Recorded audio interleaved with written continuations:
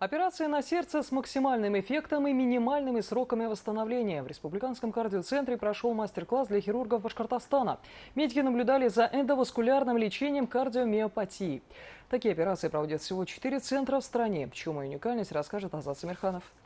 У нас сейчас очень ответственный момент. После анестезии пациенту вводят специальный маркер, который окрашивает стенки сосудов и помогает хирургам определить область введения лекарства. Сама по себе процедура не нова, но в кардиохирургии такие методы применяют крайне редко.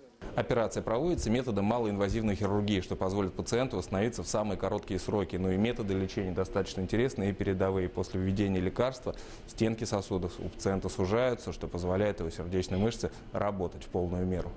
Эндоваскулярное лечение гипертрофической кардиомиопатии – редкость для современной хирургии сердца. Метод крайне эффективен, и им в республике владеет лучше остальных хирург Игорь Бузаев. Доктор медицинских наук говорит, что перспективы выздоровления пациентки, которую прооперировали сегодня, высоки. Насчет того, насколько это повлияет на ее самочувствие, будет видно через месяц, через полтора, где-то так. Но у нас, по нашим наблюдениям, пациенты очень хорошо активизируются, мы видим хороший ответ, именно даже субъективный, то есть они начинают больше двигаться, дальше ходить, более активный образ жизни вести, меньше одышки, лучше себя чувствовать и так далее.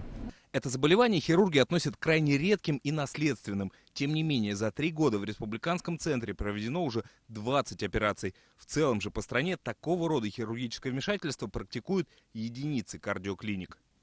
Но учитывая нечасто встречающиеся заболевания, мы можем уже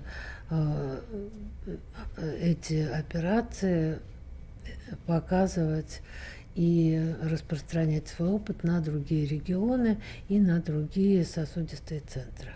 Сегодня за работой Игоря Бузаева наблюдали хирурги из Стерлитамака, Нефтекамска, Дуванского района и других муниципалитетов. В Республиканском центре подчеркивают, что будут проводить подобные мастер-классы и впредь, чтобы тиражировать уникальный опыт своих сотрудников по всему Башкортостану.